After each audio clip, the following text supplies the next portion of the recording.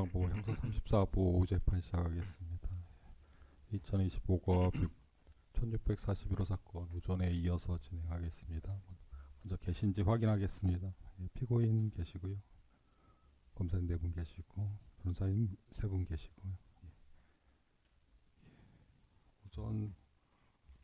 오전 그 증인 신문 관련해서 그 인정 성립이 된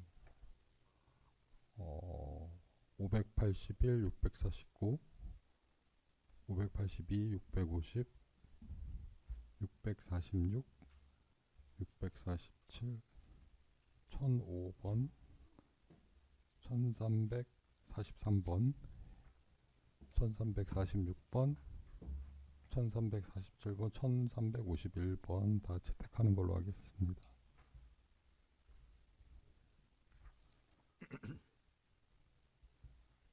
예, 그리고 지난 길에 말씀드렸을 텐데 그 특검에서 수사 보고서 중에 뭐 표지나 이런 거에 해당하는 수사 보고서 특정을 해주셨는데 거기에 대해서 번위 동의 여부 검토해 달라고 제가 말씀드렸는데 그것도 그냥 준비 기일에 하시면 그렇게 하시죠. 오후에 증인 신문 하기 전에 뭐 진행하실 거는 특별한 건 없으시고요. 예, 증인 신문 진행하겠습니다.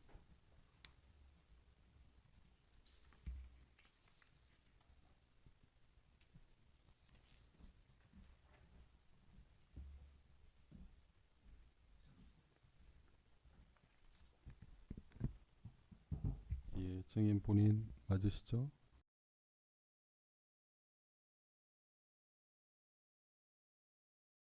신분증 챙기시고.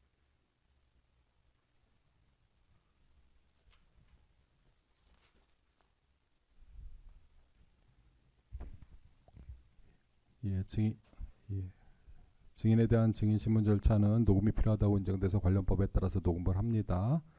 예, 따라서 답변하실 때 녹음이 잘 되도록 마이크 가까이 대고 또박또박 말씀해 주시면 됩니다. 증언과 부권 고지를 합니다. 증인의 증언으로 인해서 증인 본인 또는 증인과 친인척 관계에 있는 사람이 형사처벌을 받을 염려가 있는 경우나 증인 업무상 알게 된 타인의 비밀에 관해서는 증언을 거부할 수 있습니다. 또 증인이 선서한 후에 개별적인 신문 사항에 대해서도 같은 이유로 증언을 거부할 수 있습니다. 증인은 증인이 경험한 바를 사실 그대로 말하겠다는 선서를 해주시기 바랍니다. 순서 양심에 따라 숨김과 보탬이 없이 사실 그대로 말하고 만일 거짓말이 있으면 위증의 벌을 받기로 명시합니다. 증인 김태호. 예, 만일 증인이 선서한 후에 경험하지 않은 사실을 경험한 것처럼 증언하거나 기억이 불분명한데도 기억이 명확한 것처럼 진술하는 등 이런 것도 거짓말입니다. 거짓말을 하면 위증죄로 처벌받을 수 있습니다. 예, 앉으시죠. 예. 특검에서 물어보시죠. 전종택 검사 진행하겠습니다. 예. 의원님 앞으로 증인으로 부르겠습니다. 네. 예, 오른쪽 한번 보실까요? 예, 증거 목록 순번 1466쪽 25,558쪽 이하 진술조서 제시합니다.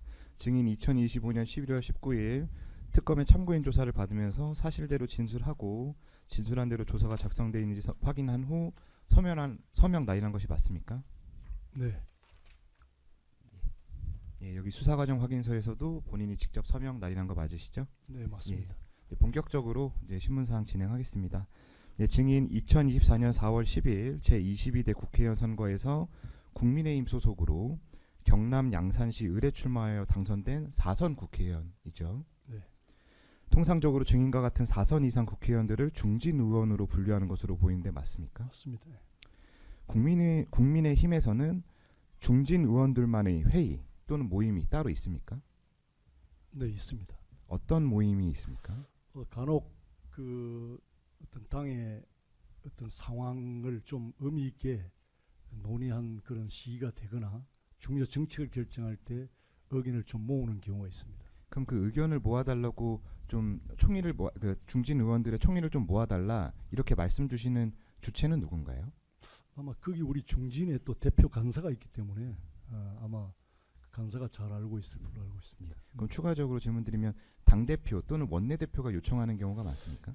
그런 경우도 있을 수 있고 대부분 우리 중진들이 좀 책임의식을 가지고 좀 주체적으로 판단해서 우리가 이런 부분에 대해서 뭔가 가르마를 좀 탈 필요가 있지 않느냐라는 자발적인 어떤 그 회의 주제도 많이 있습니다. 네, 다음 질문 드립니다. 이제 증인은 특검 조사 과정에서 이렇게 진술하셨어요.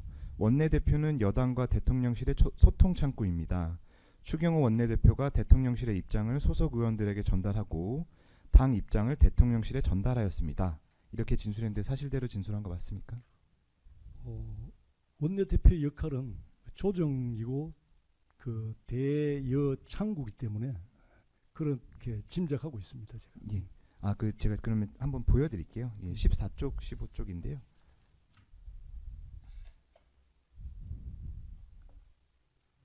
그 통상적인 원내대표의 역할론을 제가 말씀드린 겁니다. 예, 알겠습니다. 네. 여기 보이시면 답에 여기에 제가 그 질문 드린 이유가 원내대표는 여당과 대통령실의 소통 창구입니다.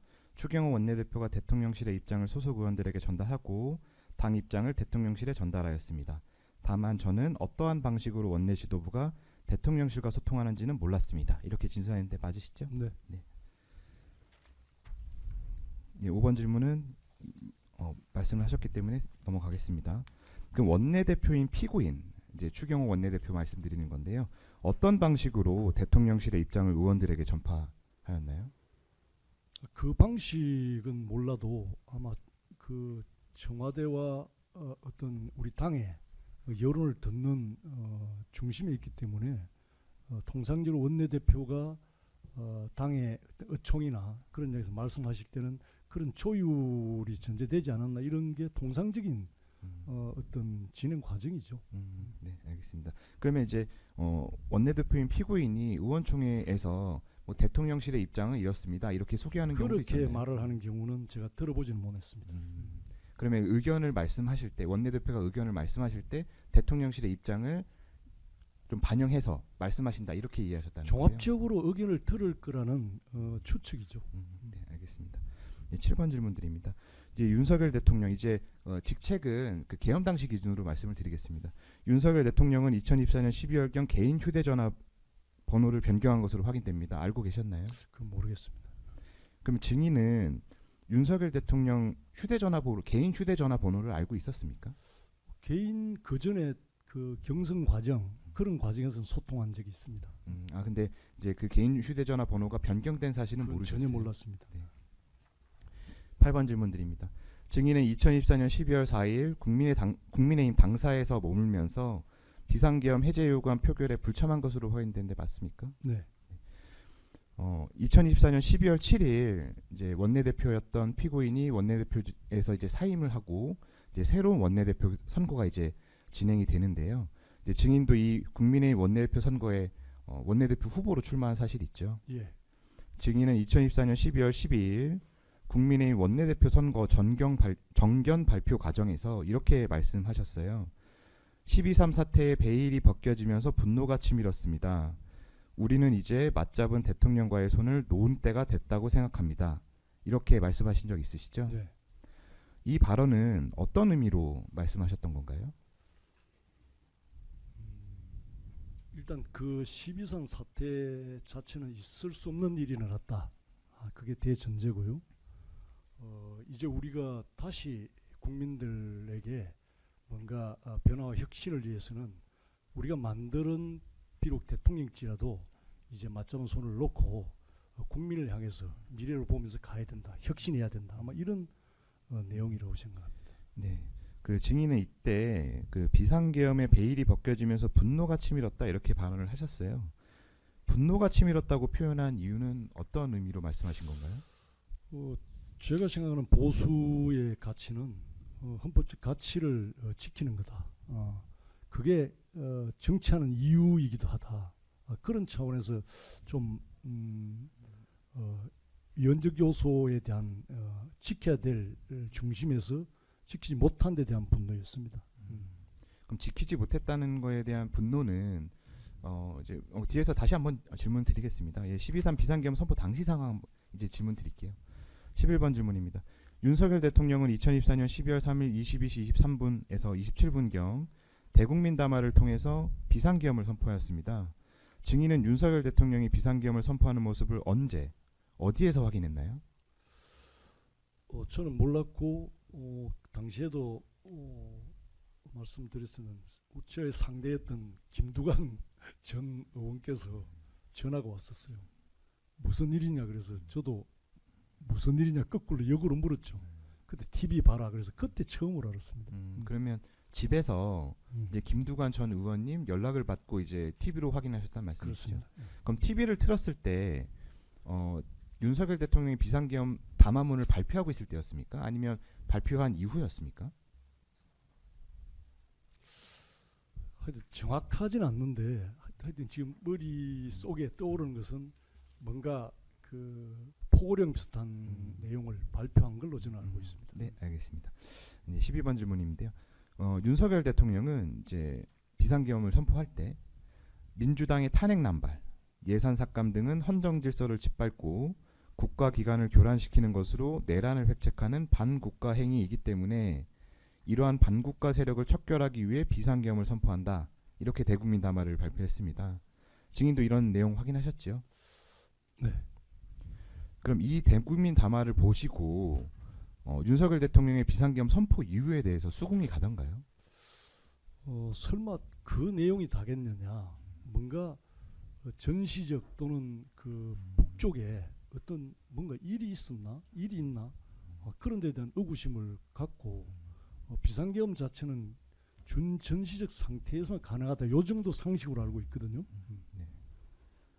근데 그러면 이제 대국민 담화 내용만으로는 비상계엄 선포하기 그 배경에 대해서 그건 수긍을 할 수가 없었죠. 그러면 이때 딱 대국민 담화에서 밝힌 비상계엄 선포 사유를 듣고는 어떤 생각이 드셨어요? 충분히 지금 그 여당의 그 의회 독재, 입법 폭주, 반입법적이라는 생각을 갖고 있었던 건 사실입니다. 그 메시지는 맞지만 비상계엄 할 정도의 그걸 통해서 그런 부분을 해소하겠다는 그 발상 자체는 굉장히 잘못된 것이다. 저는 그렇게 생각합니다. 그러면 증인은 윤석열 대통령이 대국민 담화에서 밝힌 이유만으로는 비상계엄 선포가 좀 부족하다 이렇게 생각을 하셨다는 말씀이세요? 충분 조건은 아니라고 생각합니다.